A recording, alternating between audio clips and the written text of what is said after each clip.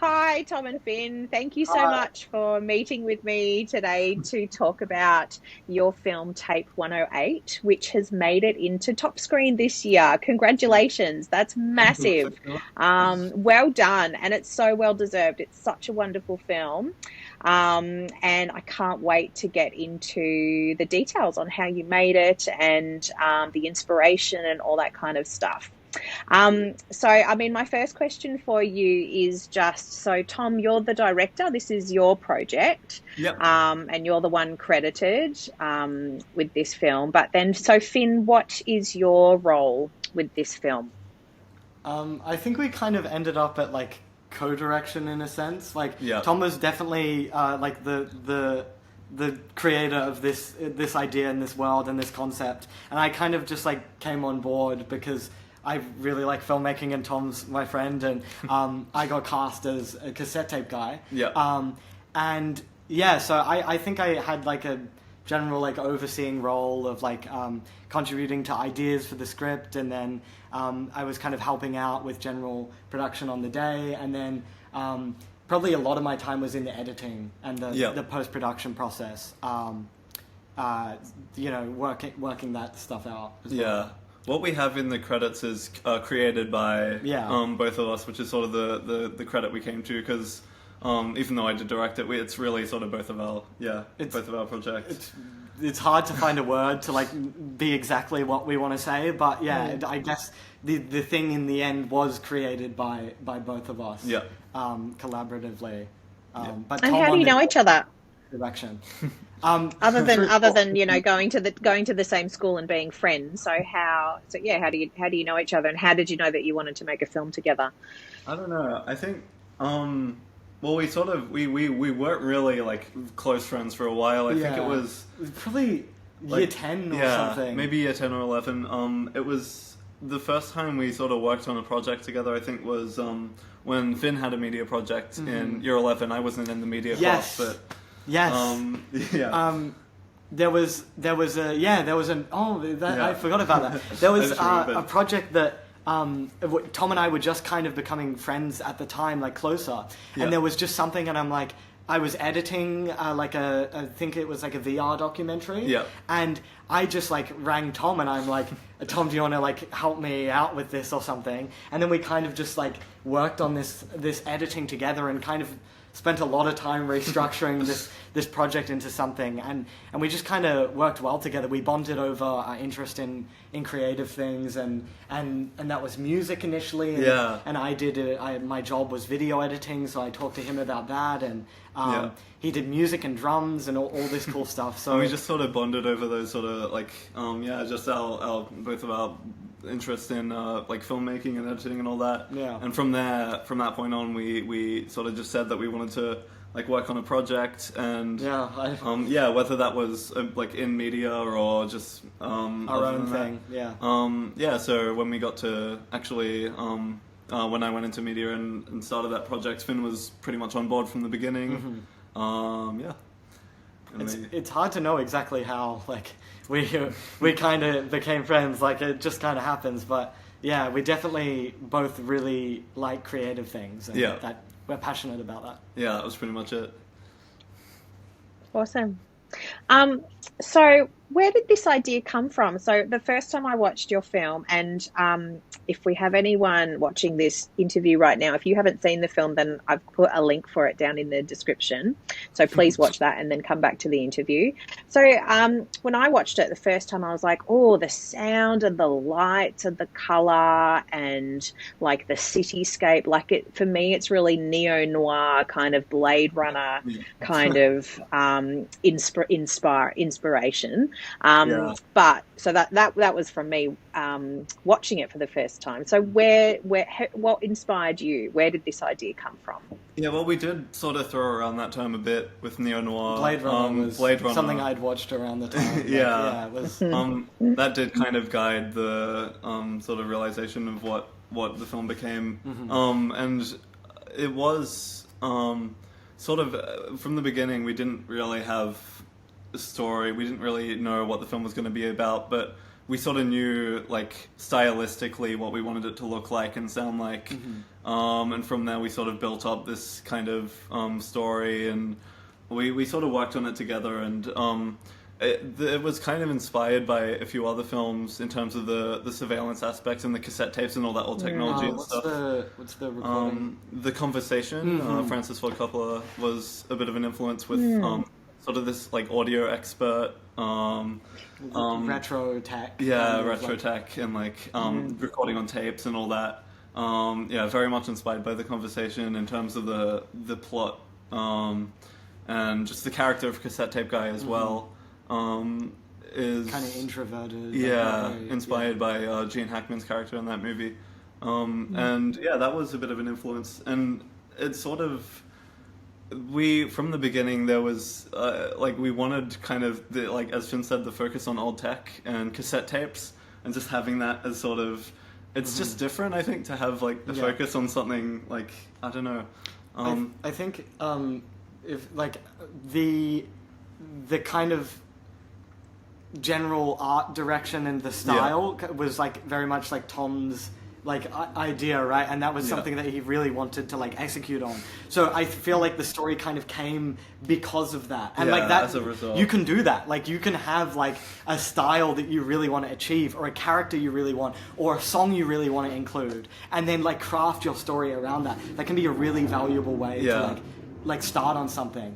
I guess the film sort of began as like an exercise in just creating, like, as you said, like neo-noir, a cool-looking thing, atmospheric sort of world. And I think the original plot was like I wasn't really involved in like the original idea. I was on like developing and evolving it.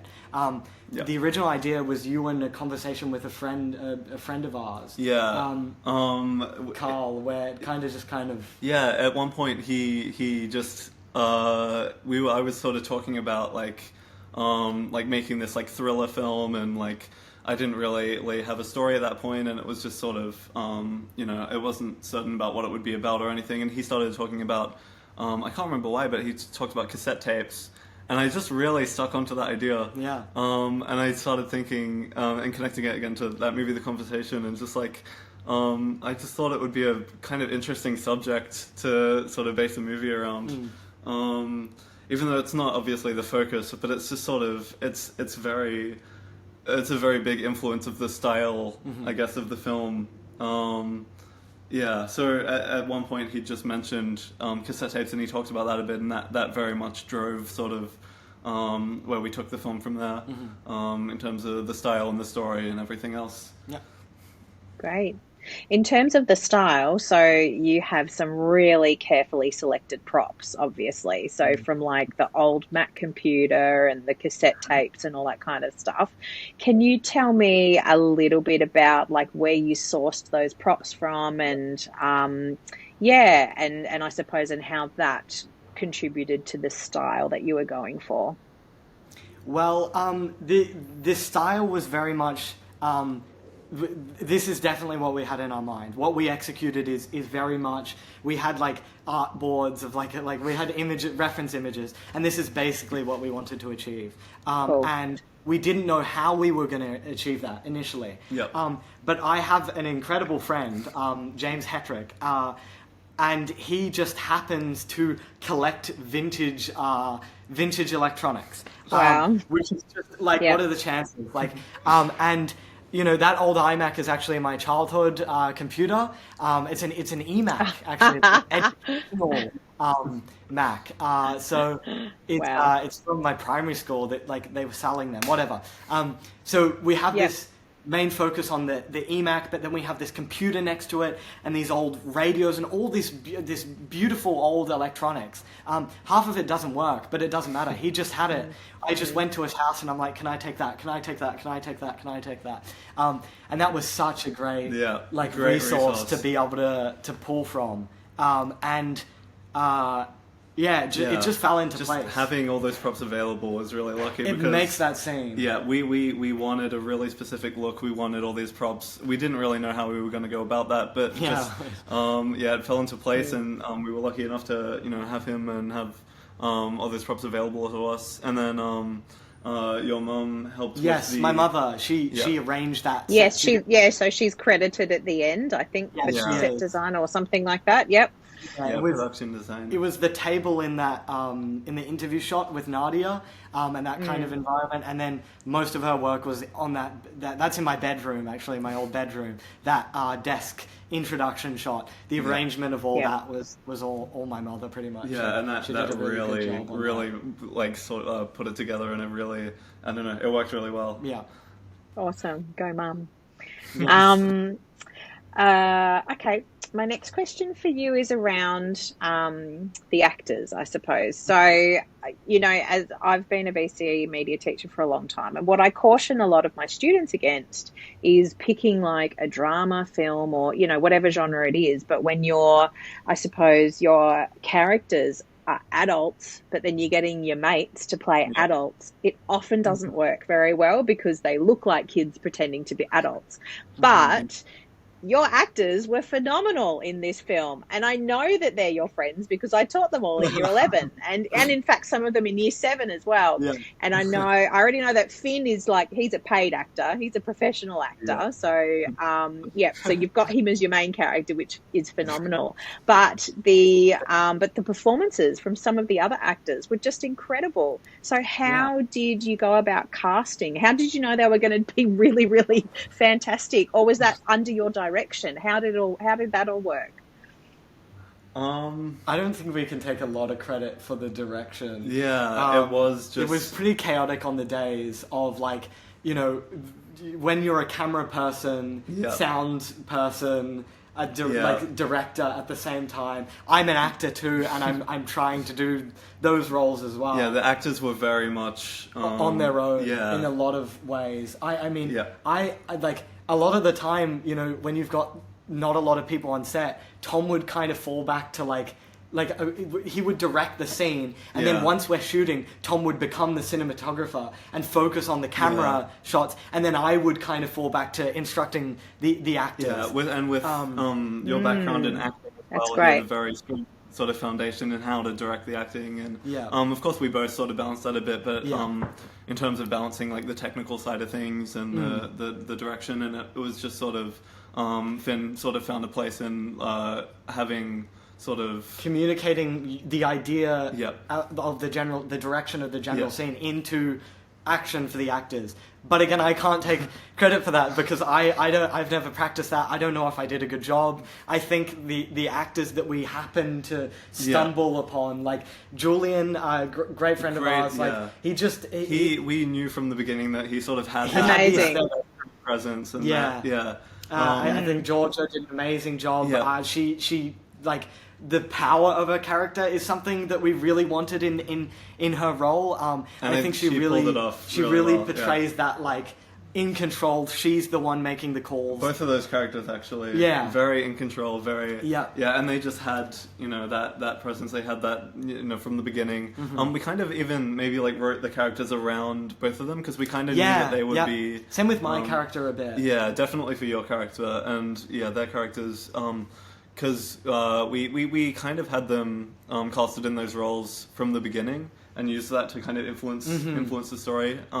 We never really like confirmed it, but like in the back of our minds, we're like, we wrote it for these people are what we want. I have to also mention, like, Adam and Thomas. Like definitely. In the Cobra Club, like I mean, and Zoe and James too. They did amazing. Everyone did amazing in that scene. Particularly, Adam and Thomas are both like very talented, like, stage actors. And they really did an incredible job. Which, I mean, like, screen acting is a bit of a different thing.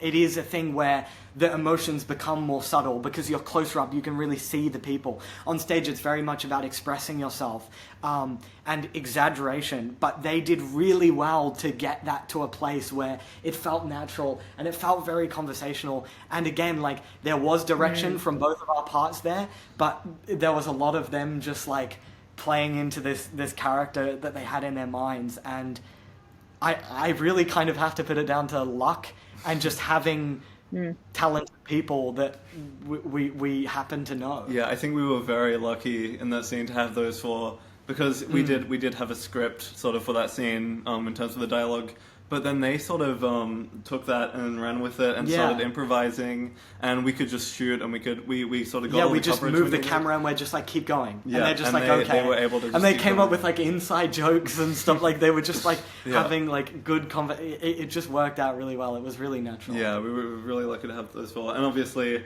Finn in the main role, who, you know, as you said, is an accomplished actor, and I was really lucky to have him available, even though obviously we were collaborating as directors, but the fact that you were able to have that main role as well was, I think, really highlighted your abilities as an actor as well. I mean, it's hard having like as much like different roles as we have, but there's also like a naturalness to it, because on the day we are just switching between these responsibilities as they seem fit. And as a person who was really involved in the creation of the story, to then be able to live out that main character is quite valuable in a sense, because it removed the time of having to teach someone else who Cassette Tape Guy was. We didn't have to go to someone and run them through this person. It was very much an extension of our own characters and ourselves. Yeah. And I was so involved in that process that when it came time to like play that, it was pretty natural. Like I didn't have to. You were force able to myself fall into that to be someone that I didn't understand. Yeah, how interesting, because I would have thought, taking on, two roles, behind the camera and then in front of the camera, that would actually be too much work for you, but actually trying to fill another actor in, so that actually made it easier for you. The shared responsibility is hard, but you're right, it does save time in other places, so it's a weighing of cost, but we didn't really have access to that many actors. I don't know, we just we do what we could. Very with what lucky we had. with the people With what we you had. Yep. Awesome. Just from a technical point of view, what equipment did you use? So what did you shoot on, and did you have lenses, and tell me about your lighting and all that kind of stuff? This main camera is Tom's. It's a Panasonic Lumix GH5, and it's like probably like 2012. It's kind of old at this point. It's definitely an older, but it's a good camera. Yeah, it's a really very good camera. versatile. We got a lot of use out of that in a lot of different conditions. That was everything. We shot everything on that camera. I have a camera. But this is a technical element, but I'm going to go into it if people are interested. 10-bit color. So there's the most like video from like low-end cameras is 8-bit color, and this camera just happens to have 10-bit color. It's not like it's a really good camera, but you see 10-bit at high levels. This pretty consumer grade camera has 10-bit color, and what that means versus 8-bit color is like magnitude of scale higher amount of different colors that the camera is capturing. So the camera is capturing a wider range of colors. And what that means is that when we push the color grades and when we make the colors completely different to what they actually were, which we did all the time, when we did that, we didn't get any weird artifacting, and it didn't look wrong. The colors were there to allow us to go that far. Whereas on an 8-bit camera, you would start seeing artifacting and banding and all these wrong things that took you out of it. So that was instrumental, absolutely crucial to the success of the color grading. And this lens as well. This is the Helios 442. Which we shot a lot of the film on sort of these old vintage lenses that we found on just like eBay. Do you remember how the Helios was like a couple $100? I think it was maybe $100, $150. And then the other lens, we got most of it on just like a $30 CCTV lens on eBay. And both of these lenses sort of share a lot of the same characteristics, I suppose. In terms they've got very circular bokeh, so that you can see in some of the tram shots of like the Hitman's head, you get that swirly background. Very much that one shot of Julian, and even the shot of you running to the tram where you see all those lights in the background. Very strong sort of a visual identity that these lenses helped create. I think the we had like a bit of money to spend on this. Yeah. But like in the grand scheme of things, these are actually really affordable lenses compared to like how much professional lenses cost. Yeah, we like, didn't we go... got we spent... could have got cinema lenses or like... well, we couldn't have. Well, we couldn't but like have. you can get like there's no need. You can find relatively affordable, cheap secondhand. Like this is from Soviet Russia. Like this, like it's from the 1960s or something. It's a beautiful like piece of like work. And they're all over eBay. They're all over like Facebook Marketplace. You just search for them and you find something that has a look that you want, and then you go for that. But yeah, all on this camera. It does 4K, which is helpful, but I think the final in 4K. We did, the final in 4K, and like slow-mo, everything like that. But yeah, just that combination of the camera and color. the lens, the 10-bit color, it all sort of went into creating that look. And what about lighting? So you've talked a little bit about color grading. So you've done some stuff in post, but so how did you figure out the lighting? So we only used one sort of real light. Do you have it here? Throughout, I can go. I'll get it while you talk. We used one real light throughout the whole process. Other than using like practical lights, for example, in the opening scene with Finn, where we used a few lamps. The rest of it was all on this LED panel from Amazon. I think it was maybe $100, $200. I'm not sure exactly. And it has full control over the colors and the brightness and everything. So we got a lot of versatility with that as well. We use that, I think, in pretty much every scene. But we got a lot of use out of it in a few different ways. We can find it. It's somewhere. You can put an image on the screen. There's a little editing job for you. It's just a basic light panel. We used it at every scene. Cool.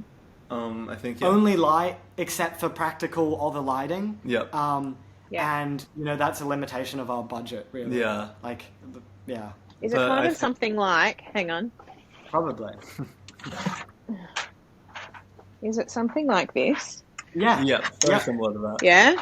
There's no filter on top. It's just diffused. Okay. It's just the lines. Yeah. Like an RGB panel. Cool. Yeah. Steve uses this when he films himself doing interviews and such like that. Yeah. Cool. Yeah. And then tell me about what you. Oh yeah. Sorry. Did you want to keep talking about lighting, or do you want to? I was just going to ask you about what editing programs you used. Oh yeah. We'll go. We'll go. Yeah. We'll just in terms of editing. Yeah. So we edited the whole thing in DaVinci Resolve. Yeah. Which is a free program. Which is just crazy. Amazing. DaVinci Resolve is free. Blender is free. Yep. It's perfect. Wow. I mean, DaVinci Resolve really never was a limitation. It's not a limitation. My job is editing. I don't use DaVinci Resolve, but I used it for several years and I enjoyed it like thoroughly. Yeah, and that was all the editing, all the color grading, like all the VFX, or not all the VFX, which we did in Blender. The VFX were a combination of Blender and one paid program called After Effects, which is an Adobe program. But that was through the school subscription that we had access to. Yeah. Oh, cool, great. But After Effects was just very specifically something that I was just used to, but all we really used it for was masking, like taking stills of my eye and superimposing them back over my eye to do the still shot where it looks like I'm not moving. You could do that in DaVinci Resolve. You could do that in Blender, actually. Blender has 2D tools too. Yeah, so a lot of free programs that we were able to utilize. Yeah. Awesome. And I just want to know a little bit about location. So obviously we're in Melbourne and you've got the iconic trams and the city and all that kind of stuff. But I was really interested as to where the club scene was filmed. And then what about with the phone booth? Yeah, so I'm just interested in about the different locations that you shot in. Yeah, it was just before we started even shooting, we were sort of looking around kind of just the local area, sort of around like Mooney Ponds. We had we were able to use a bar nearby that they let us film for that the interior of the Cobra Club, the discussion scene. So we were very lucky to be able to. Very generous to give us. It's a private function room. Yeah. Like it's a. They were kind enough to give that to us for a few hours. Yeah. We did go a little bit over time. I think they said a couple hours. I think we might have been close to 3, but anyway, they didn't mind too much. Yeah. So that was very lucky to be able to shoot there, and then stitching together different locations. The corridor, was a big part of it, the corridor leading into that scene was actually just in my apartment building, just in like the basement. The fire escape stairwell. Where it was actually we had a lot of trouble finding the right location. Oh, that was I forgot about that. The location for that hallway scene, because we had something very specific in our minds. Yeah.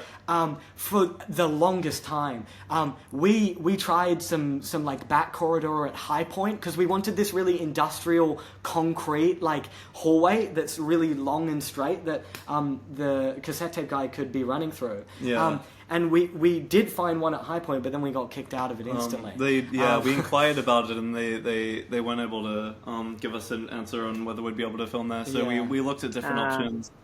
But the whole time in the back of our minds, we had the backup of Tom's apartment's fire escape stairwell. Because even though it wasn't the exact look that we wanted, it was still enough that it was concrete and there was enough room to run for a bit, but it mostly had turns and stairwells, so it really wasn't perfect. So we did change sort of the scope of the scene a little bit, because we did want sort of a longer corridor and a very different kind of shot that we were sort of visualizing. Probably with the zoom lens. Yeah, with the zoom lens. And we because we were restricted to sort of a more narrow area, that sort of changed to be a bit more of this like claustrophobic kind of like tight corridors, which kind of felt better for the scene maybe in the end. Because it sort of added to the tension, rather than having this long corridor where I guess it would I don't know, it would be more difficult to have that like portray the closeness between like, you know, when it's that small of a space, there can't be that much room between me and the person chasing me. Like so it's kind of good that we fell back to our sort of backup, because it did work pretty well in the end, I think. And it does have like the look that we were kind of looking for. The phone booth was just somewhere next to Queen's Park. In Essendon or Mooney Ponds or something. And that was just because we shot some other footage at Queen's Park that we ended up scrapping. But and we then did that night. We just had it nearby, and it was just easy to get that shot. My favourite location is the one of the tram stop on the exterior of the Cobra Club.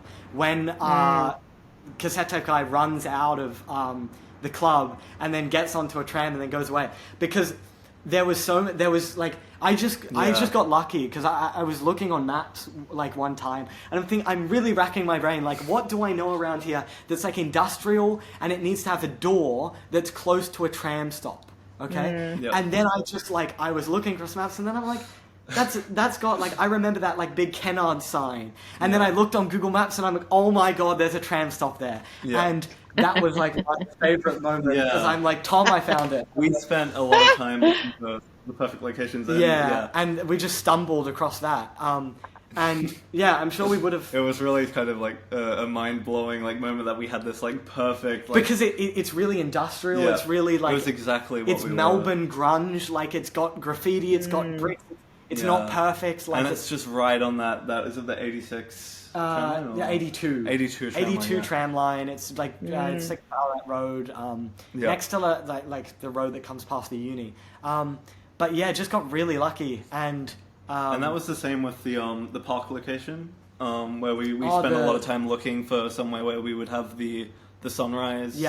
And sort of maximize. Tom looked on Google Earth. Yeah, it was to like Google position Earth. The sun at the they city. Have a tool, to check the position of the sun and like the sunrise and the sunset, and just finding. Do they have a tool to do that? Yeah, just in Google Earth. I think it's Google Earth like Studio. Google Earth. Oh, wow. Okay. Fantastic.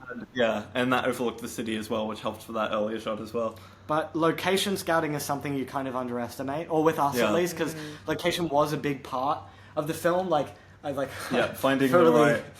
Yeah, I almost.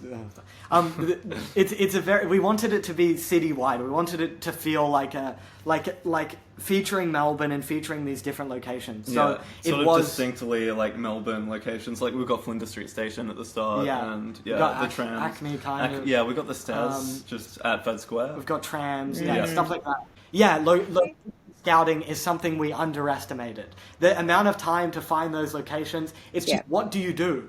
Where do you go to like find we just don't know. So like we still don't have the answers. We just look on maps. We asked people, do you work at a supermarket that has a corridor that we could use? Like we really underestimated how much time that took.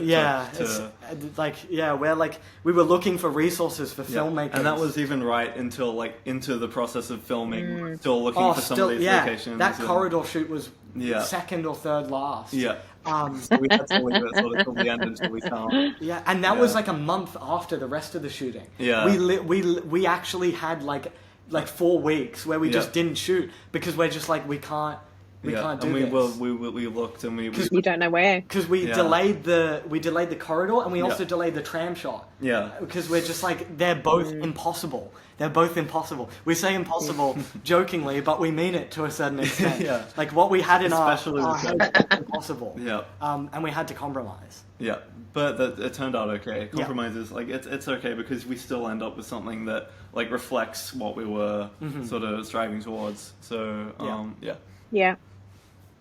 And the first time I watched the film, so with that, it looked to me like it was a drone shot over the city, but that actually wasn't real. That was in special effects. Yes. Yeah, tell us a little bit about special effects. So again, Blender, which is a free program, we actually used that quite a bit actually throughout the film, where there were a few sort of gaps where we wanted to use CGI to sort of enhance the sort of surrounding scenes, and particularly with that scene, sort of just in terms of like I guess world building, and like creating this atmosphere. I think in addition to that, we wanted the intro to be very like we kind of noticed this.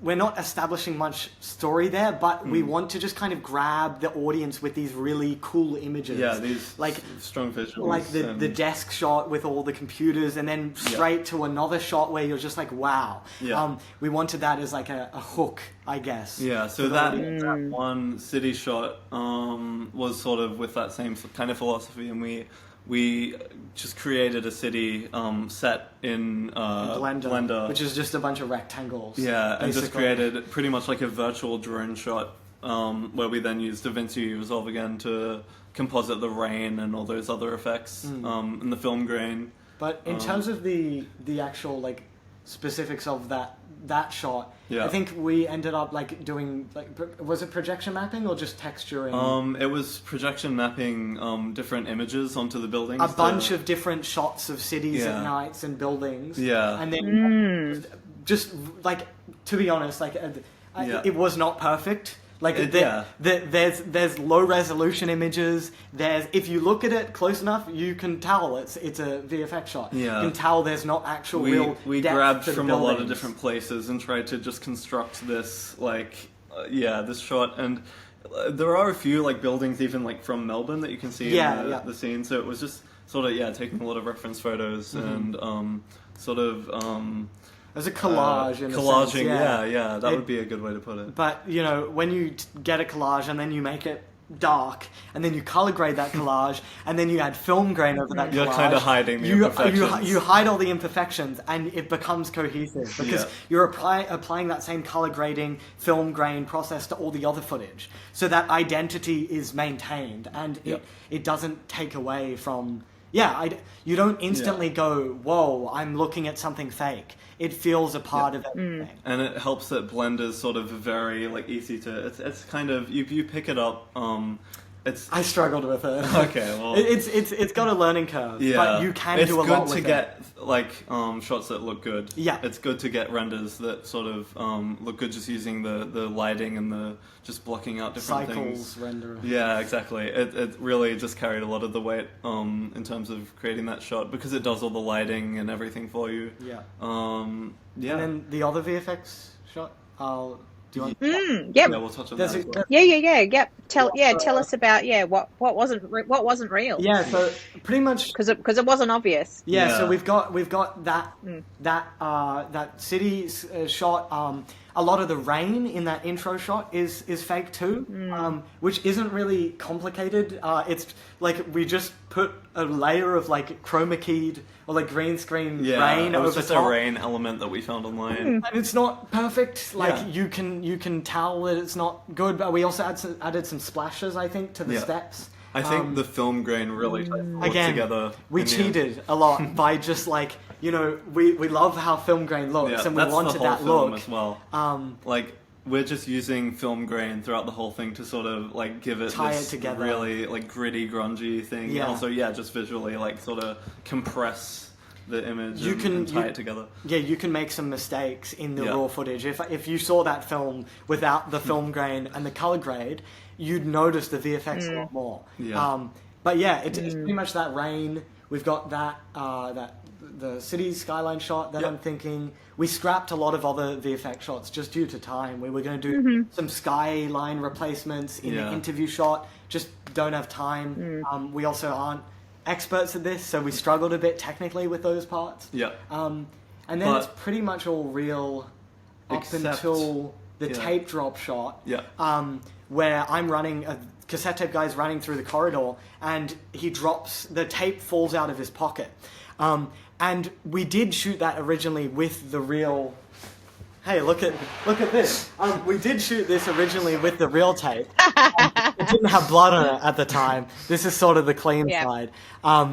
But yeah, you can see the text there actually too. Bit of a maintain this Yep. prop. Anyway, we shot this. What an artifact. Yeah, we shot this with the real. We actually We got the practically shot did for it. real. We had someone throwing the tape off from the side. Yeah. Because we couldn't really get it to fall correctly, Yeah. and we wanted it to spin and then come towards the camera. Yeah.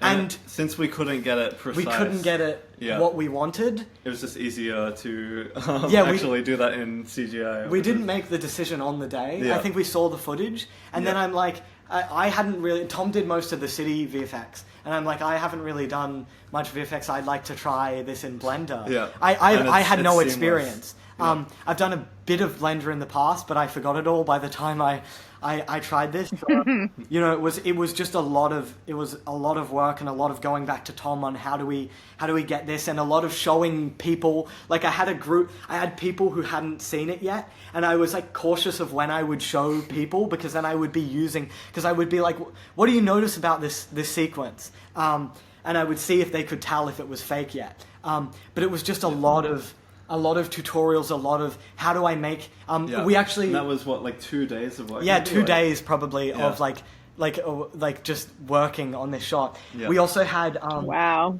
work from Dominic, Yeah. a friend of ours, Yeah. who does modeling in Blender, and we ended up not using his model, even though Yeah. it was incredible Yeah. due to Still time credit to constraints. him. We might use it for some of the artwork. Promotional, yeah. We did actually, did Yeah. we? Yeah, we used it for some promotional artwork, and we still will. But you know, making a model of this, we took photos of this and then mapped it onto a 3D model. All this work and all this this just like, you know, minute improvements. How do I make this 5% more realistic? How do I add a bit of texture? Yeah. How do I, you Yeah. know, like. But through all that, we got a shot that I think it's fits in my seamlessly. opinion, indistinguishable. Yeah, I would say the same thing. I think you did a really good job. Like it when you look at that compared to sort of that original shot that we did get. Yeah, you it can looks see more that real. it's- Yeah, Like it's surprising. It's like, funnily enough, like it just looked better than the practical tape dropping that we got, which is Yeah. actually quite funny. But And also, one other thing, because we didn't plan to do that shot VFX, the actual tape was in the original shot. So I had to do we had to do like twice as much work, because half the job was removing the tape yeah. from the shot. Because like we had to get like clean shots and then mask the tape, and you know there's a shadow of the hand and all this detail, and you know, because we didn't plan to do that shot VFX, we had to remove the tape too. But, you know, having the tape there was also a good reference because we saw what it actually looked like, and we could kind of tailor it to that. But and then there's one more. Awesome. Yeah. Oh, we have the gunshot near the end. Obviously, Yes, the true. effects element. Yep. We couldn't, you know, Actually do shoot the a blood gun. for real. Yep. So that was just again like the same as the rain. We sort of found those elements online and composited them. Just I think in DaVinci Resolve actually. So Yes, that was DaVinci. DaVinci, Yep. yeah. And it was also We did a close up of a tape recorder in the Cobra Club scene. Yeah. That had a bit of VFX. We added like a little screen that didn't exist we there. used just like Photoshop Content Aware to sort of manipulate this photo of it's just like an audio interface that we had. that we just had. That was actually a very last minute addition. Yeah, that was on the that last was maybe night of editing. the day before. Because we realized we don't have this shot of like the tape recorder Yeah. to make it clear that he was recording. Yeah, so we just in that sort of final stretch we got that done as well. Yeah. And the other VFX shot is just the final shot Yeah. of Cassette Tape Guy, which was just a bit of stabilization and a lot of like just minimizing the sort of little Twitches. Twitches. I was on the movements. ground at the time in Yeah. about like, you know, like, I don't know, 13 degree, like really cold, icy morning. The grass had like a layer of ice on it. Keep in mind, this is like 6 a.m., right? Yeah. You would have been freezing. I was really cold. But, you know, so because I was cold, there was a bit of like, you know, like shivering that was happening. Understandably. So yeah, so we stabilized that shot in After Effects. In a system, really, what it's used for is stabilizing the camera. But if I'm moving, it stabilizes me, right? Because it doesn't actually know what's moving. So we just added some stabilization to that shot, and then I had a moment where my nose twitched. So I like slowly fade in of my nose and then fade it out, but you don't really notice. Yeah. You actually don't notice. No. If you speed up the clip, if you speed up it and play it really fast, you can kind of see the elements coming in and out. Yeah, but lots of fine tuning just went into that. Yeah, in real time, you won't notice it. You will not notice it. Yeah, but we also had the benefit of shooting that scene in slow-mo. Yes, again in with slow the motion. GH5. So that also helped sort of give slow us down more the time, movements. to sort of use for that shot. Yeah. It did take a while for us to get it in the end, but after all the fine-tuning with the VFX and everything, we got a pretty stable shot. Yeah, And really also happy with that credit last to shot. you for staying Thank still you. the whole time as well. Yeah, and credit to Julian and you for, you know, sticking that out, because it was a long... It's very cold. Yeah. But we got it in the end. Yeah. With a bit of VFX. Just one more technical question for you. I just want you to tell me a little bit about the audio and the soundscape and the soundtrack and the motifs and all that kind of stuff. So is that all original sound? Except for the Cobra Club, like dance music. Yeah. It's all All the completely music Yep. was original. We sort of had that sort of going before we started scripting. We sort of created...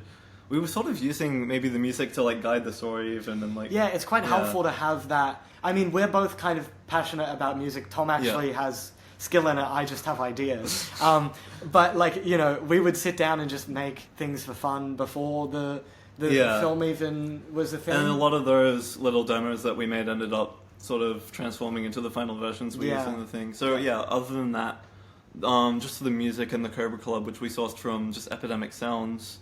all the music was original. And sound effects as well. We just sourced from wherever we could, YouTube, recording it Epidemic ourselves. Sounds. The tram audio. I actually. recorded myself just on my iPhone. Like a lot of the audio. I was chasing the tram actually with my phone out because I wanted to get the acceleration sound of it. So there's a really cool sound that we wanted to get. Yeah, you'll notice it in the scene. After Hitman, Cassette Tape Guy gets in the tram and is sitting down, you hear this like transformer electrical noise, and it's just so like your brain will know exactly what that is if you've ever been on like a Z-Class tram. That's just a really like cool element to have. Also, there was a moment with the music where I think we considered the fact that we could not make original music. There was a moment where we're like, we are going to source a lot of it because we can't do it because music is really hard. It's really we difficult. Underestimated how much work we had And time. It's a really hard thing to do, especially when you have ideas in your head and you can't translate that into like actual music. Yeah, what was good though was that once we had sort of created these like demos. As you said, the motifs, the demos and the sort of sounds for each character, we could sort of recycle and reuse and we had a language. We had we just had to like put in these elements where they made sense for the characters. Reshaping them into different pieces throughout the film where obviously you got the cassette tape guy, which is just an arpeggiated synth sound. And that's just a reoccurring. So once we'd composed that, we had that available to use for all the other scenes. The Hitman, also very distinct sort of musical identity with that guitar. More rhythmic and impactful, gritty, and the timing, the clock ticking is very much things are on his own time. He is in control. He is, you know, and those guitar, those really grungy, like distorted, that was a really cool sound, and that kind of was inspired by the Tenet soundtrack, I think too. Where they have some reverse guitars, which are really cool. We did use a reverse. Reverse electric guitar sound is just so cool. Yeah, there were that we were pretty inspired by. Yeah, for, Tenet was like, different specific things. Tenet was a big influence on the soundtrack. Incredible movie, underrated. That was again with the actual the technicalities of recording sound and dialogue. We just had a few microphones that we were using in different scenes, but a lot of the dialogue did get overdubbed later, just because it was not sort of ideal. We didn't have a lot of dialogue, which helped. But you know, the interview scene with Nadia and cassette tape guy, that was shot on the day. We had some really big issues with the audio, like some just really weird noises. Like the audio just didn't come out well. We ended up using it just out of a time constraint. Probably one of the biggest challenges. Was just audio. Getting good audio. The Cobra Club scene, that was all on the day? Yeah, the Cobra Club scene we all got that audio sort of on the day with the microphones, which was very interesting because we had a lot of challenges with like background noise. Yeah, and, music, because there was music at the place that we were at, and we didn't really feel comfortable saying, hey, can you make the experience for your paint so we can this audio? But it ended up not really being I think we fine-tuned it and it worked out all right. The rest of the audio, a lot of it's overdubbed. But in terms of editing as well, there were a lot of choices to like have moments of silence and we arguably overused silence a bit. But, maybe, but we liked that, bringing it down to like because you can use silence for resetting the emotion. You can use silence for eeriness. You can use silence for like a lot of different things. You can use it for calmness. We really enjoyed having those abrupt moments too with the sound. Like we really like those changes in energy. So we utilized that a lot. Amazing. Tell me, if you have one piece of advice for students in Unit 3-4 Media right now or in the future, what is one piece of advice you would give to them about making a film? Which I know is a hard question because you're going to have lots and lots of advice. I can't remember now. Give us. And while you're having a think, let me just do a shout out to your Year 12 media teachers. You had two of them. Daniel Crosby, who rudely decided to move states on us earlier in the year. And then you had the amazing Margie Bainbridge, whom I have no doubt she would have been your number one cheerleader throughout the year. So thinking about students who are in 3-4 Media right now, potentially making their film, or future 3-4 Media students, what is one piece of advice that you would give to them about making their film? I would say just like planning as much as you can. Really, it's just the most important thing that you can do.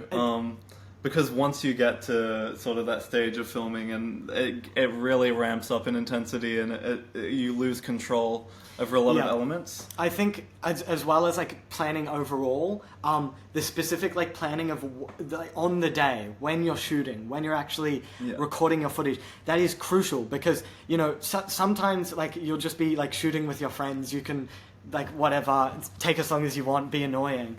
But you know, there were times where we had people who wanted to go home and eat dinner that night, and we had, you know, like bar owners who wanted 2 hours, and you know, there are times where people are relying on you, and you need to kind of accept that responsibility as someone who is making art, and it becomes a lot more chaotic on the day than when than what you're expecting in our experience. Like, we thought we had a rough idea of what we were doing, and then we get there, and it's just like everything, like, where's the storyboard? Like, get it out on your phone. Like, what is this every shot? Have we done them all? You underestimate exactly how much you've got to keep track of. Yeah, there's so much.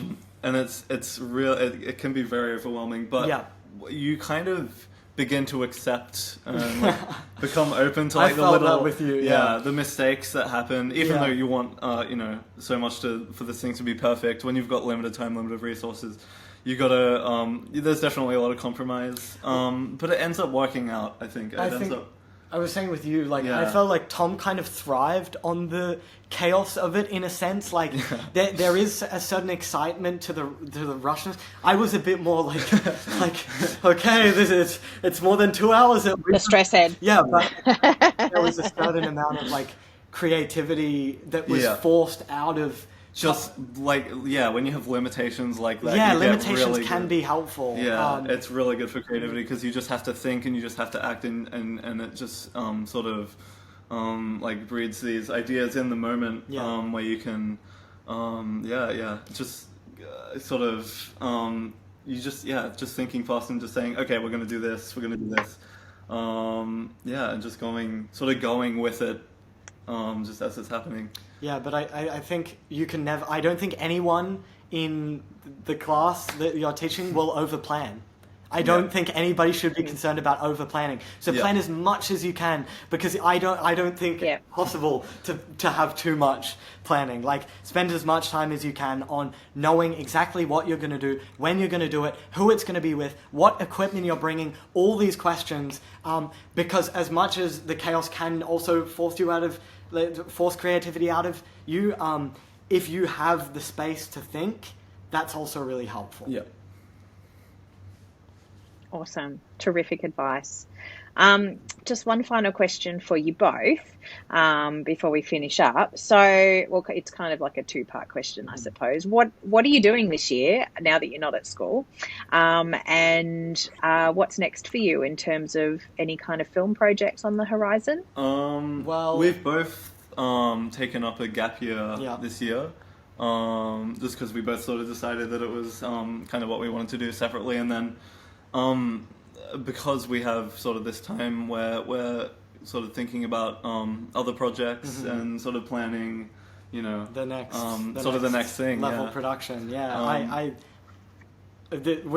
We have a production company, Level Productions, that basically is like the name for ourselves.